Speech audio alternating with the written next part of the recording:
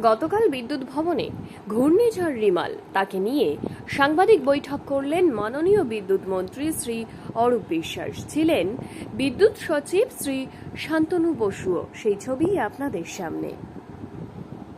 এটা দেখার থেকেও একটা মানুষ গেছেন সেটার জন্য দুঃখ হওয়া উচিত এবং এইসবগুলো নিয়ে রাজনীতি না করাই উচিত। সবাই সরকারে আসেন, সরকারে যান, কাজ করাটা খুব টাফ। বলার জন্য তো সবাই কিছু বলতে পারেন। কালকে তো আমি একটা মিডিয়া দেখলাম যে গাছ পড়ে গেছে, বলছে এখনো গাছ কাটা শুরু হয়নি, আর তখন তিনি আবার পরেই বলছেন যেখানে দাঁড়াবার সম্ভব নেই, আমি একটা শেডের নিচে দাঁড়িয়ে আছি। বলার জন্য সবকিছু বলা সম্ভব। কাজ করতে যারা করেন, জীবন হাতে নিয়ে যারা কাজ করেন, জীবনের ঝুঁকি নিয়ে যারা কাজ করেন, একটা দিনের শেষে ভাবতে হবে তাদেরও স্ত্রী পুত্র সন্তান আছে, তাদেরও অনেক আশা আকাঙ্ক্ষা আছে, তাদেরও জীবনের একটা ছবি আছে। শুধু সমালোচনা করার জন্য সমালোচনা করা উচিত নয়, সবাইকে একটু সেন্সিটিভ এবং মানবিক হওয়া উচিত। সবসময় তো চেষ্টা করেন এক গ্লাস জলে অর্ধেক খালি বলা, অর্ধেক ভর্তিটাও বলার চেষ্টা করুন। এবং আমি বলবো যে কাউকে ধন্যবাদ দিতে হবে না, অভিনন্দন জানাবেন বিদ্যুৎ দপ্তরের কর্মীদের।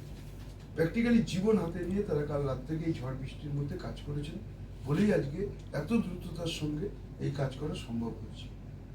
আমরা আধিকারিকরা এখানে বসে তাদের অর্ডার করেছি, আমরা তাদের বলেছি, আমরা তো সব রকম সহযোগিতা করেছি, কিন্তু ইন প্র্যাকটিক্যাল ফিল্ড ওই কাদার মধ্যে জলের মধ্যে নেমে তাদের এই রাত্রিবেলা, আপনি বুঝুন একটা হাই টেনশন লাইন যাচ্ছে, সেখানে উঠে কাজ করা, মানে প্র্যাকটিক্যালি জীবন হাতে নিয়ে তারা কাজ করেছে। আমার মনে হয় এই অভিনন্দন তাদের সবাইকেই জানানো উচিত। বলছি একটা পরিসংখ্যান জানতে চাইছি যে এই যে পরিসংখ্যান দিলেন যে লাইফ প্ল্যান প্রস্তুত হয়েছে, আমপানের তুলনায় কতটা কম, আমপানে কিরকম পরিচালনা? এবং ওই স্ট্যাটিস্টিক্স করার সুযোগ পাইনি কাল রাত্রে, কারণ আমাদের এখানে দেখছি যে কন্ট্রোল রুম চলছে, 3টে কন্ট্রোল রুম চলছে শুধু এখানে। আমাদের একটা কন্ট্রোল রুম, আমাদের একটা জেলায় 4টে করে কন্ট্রোল রুম চলছে। আমাদের যিনি জোনাল ম্যানেজার জেডেল, তার একটা কন্ট্রোল রুম চলছে, তার নিচে যে রয়েছেন সেটা হচ্ছে রিজিওনাল ম্যানেজার, তার ওখানে একটা কন্ট্রোল রুম চলছে, তার নিচে যে ডিভিশনাল ম্যানেজার তার একটা কন্ট্রোল রুম চলছে, তার নিচে যে সাবস্টেশন এসএমজি তার ওখানে একটা কন্ট্রোল রুম চলছে। সেখান থেকে কনস্ট্যান্ট ফোন আসছে। তারপরে আমাদের এখানে এই একটা আমাদের বিদ্যুৎ ভবনে আর একটা বিদ্যুৎ উন্নয়ন ভবন আমি যেখানে বসি সেখানে একটা কন্ট্রোল রুম চলছে।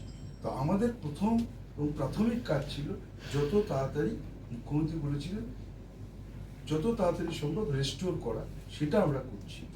ফলে আমফানে কত হয়েছিল, এটাই কত হয়েছিল, এটা আমাদের বসে স্ট্যাটিস্টিক্স নিয়ে করতে হবে, সেটা এই মুহূর্তে জানানো সম্ভব নয়। 100% রেস্টোর হয়ে গেলে তারপরে আমরা দুটো কম্পারিজন করে আপনাকে করতে পারবো। আপনার রাজনীতি, আপনার আওয়াজ, বাংলার খবর। নজর রাখুন বাংলা খবরে।